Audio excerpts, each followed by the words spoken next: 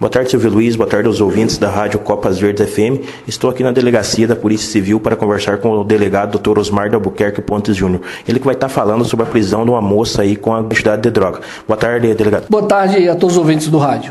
Doutor, como que ocorreu a prisão dessa moça? Na quinta-feira, no final da tarde, os policiais tinham informações, a partir de investigações realizadas, que aquela pessoa suspeita estaria com a quantidade de droga. Então, os policiais fizeram a abordagem via pública da pessoa suspeita e com ela, de fato, encontraram cerca de 70 gramas de cocaína e, por esse motivo, ela foi presa em flagrante por tráfico de drogas. Doutor, para os nossos ouvintes, 70 gramas pode aparentar ser pouco, mas a cocaína é um pó, ela é muito liviana, então 70 gramas é uma grande quantia em volume, né? Realmente, para ser cocaína, 70 gramas para a nossa realidade aqui é uma quantidade até fora do normal.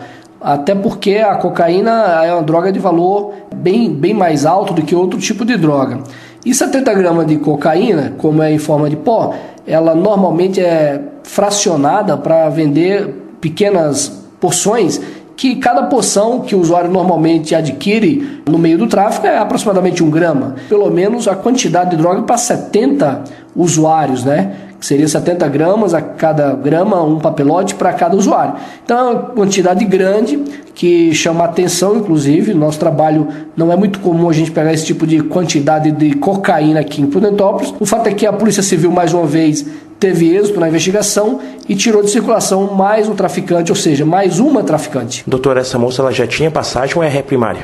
Olha, pouco mais de um mês antes desse episódio, ela já tinha sido autuada em flagrante. E os ouvintes se lembram, mas é o caso daquela moça que teria tentado entrar na carceragem da delegacia com bananas de dinamite e foi presa em flagrante por isso. Então agora, pouco mais de 30 dias após a primeira prisão, ela volta a ser presa, dessa vez por tráfico. Agora esperamos que ela vá prestar contas à justiça.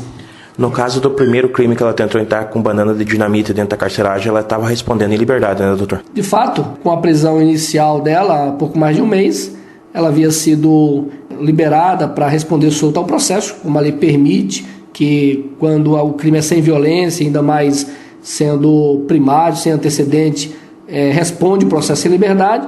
O fato é que ela continuou no mundo do crime, mesmo após a primeira prisão.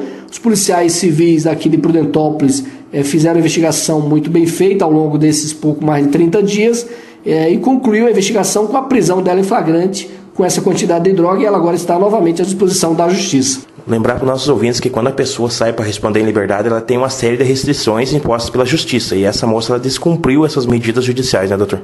Correto. Entre tantas outras medidas que a justiça pode determinar como requisito para que uma pessoa processada possa responder solta ao processo, um dos requisitos é não voltar a praticar novos crimes.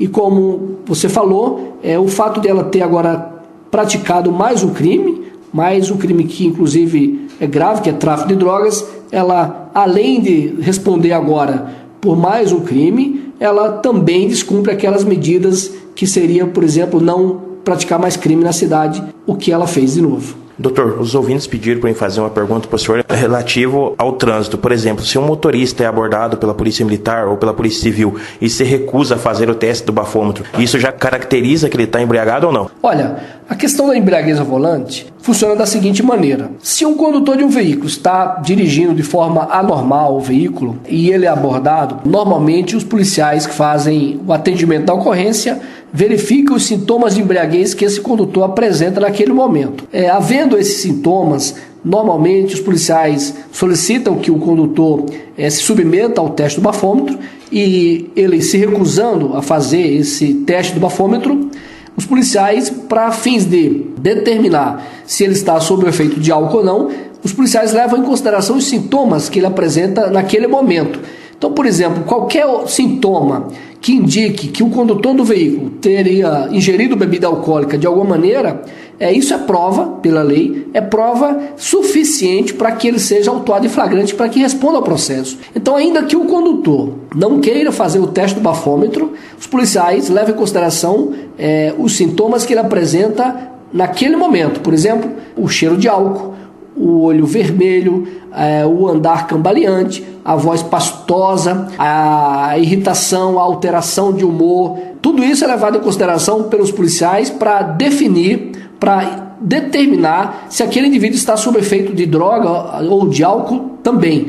Então, o indivíduo que se recusa a fazer o teste do bafômetro, achando que não poderá ser preso, ele está enganado, porque a própria lei prevê, além do depoimento testemunhal dos policiais, até mesmo o policial tem autorização legal para fazer a gravação em vídeo daquele condutor, se ele está cambaleando, se ele está com voz pastosa, e tudo isso vai ser determinante para que se configure a prática do crime. Doutor, hoje em dia é muito comum filmar em abordagens policiais, mas, por exemplo, se o policial quiser usar uma filmadora para filmar a abordagem dele, da versão dele, ele também pode? Olha, como eu falei, a lei permite, nesses casos de determinação do uso de álcool ou de droga, a lei autoriza que o policial faça a filmagem, faça a gravação em vídeo daquele condutor, ainda mais quando ele apresenta bem nitidamente os sintomas de embriaguez, como andar cambaleante, como eu falei, a voz trôpega, pastosa. Tudo isso é levado em consideração e a gravação servirá como prova contra ele, independente de ele fazer ou não o teste do bafômetro. Doutor, deixe os microfones da Rádio Copas Verdes abertos para suas considerações finais. Olha, nós agradecemos e a Polícia Civil está à disposição da população de Prudentópolis para receber denúncias, como sempre tem feito, e espera continuar trabalhando para servir e proteger a população de Prudentópolis. Muito obrigado. Diretamente da Delegacia da Polícia Civil para o Jornal Regional, repórter Silvio Nego.